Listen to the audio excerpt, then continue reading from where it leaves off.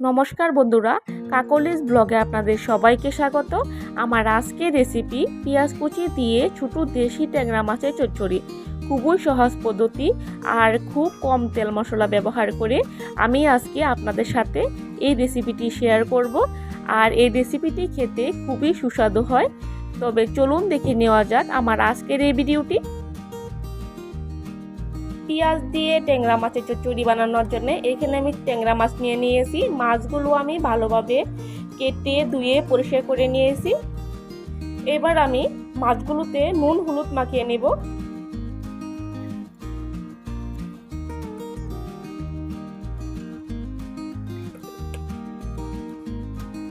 এদিকে আমি চুলায় কড়াই বসিয়ে নিয়েছি। কড়াই গরম হয়ে গেছে। এখন আমি তেল দিয়ে মাছগুলো ভেজে নেব।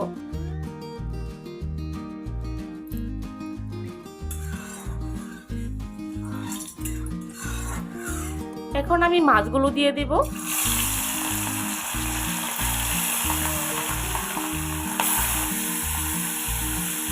এগুলো আমি বেশি লাল করে ভাজবো না, হালকা করে ভেজে দেব। মাছগুলো আমি উল্টে দেব আর দুটো চারেই হালকা করে ভেজে নেব।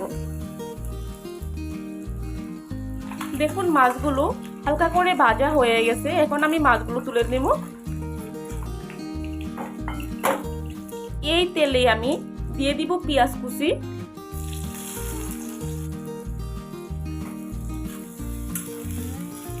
আর দিয়ে দিব দুফালি করে কেটে রাখা কাঁচা লঙ্কা,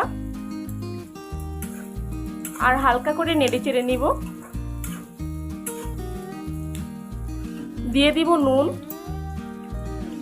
এখন আবারও হালকা নেড়ে চেড়ে পেঁয়াজগুলো আমি ভেজে নেব। দেখুন পেঁয়াজগুলো হালকা নরম হয়ে এসেছে। এখন আমি আগে থেকে ভেজে রাখা মাছগুলো দিয়ে দিব।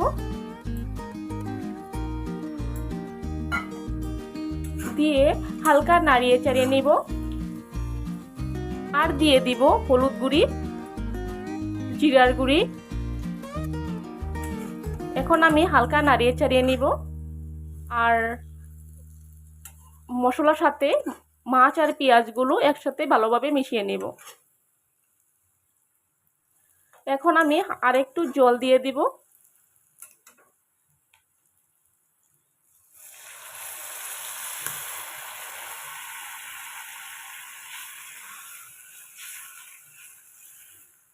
আর গ্যাসের ফ্লেমটাকে মিডিয়াম করে 2 মিনিটের মতো রেঁধে নেব।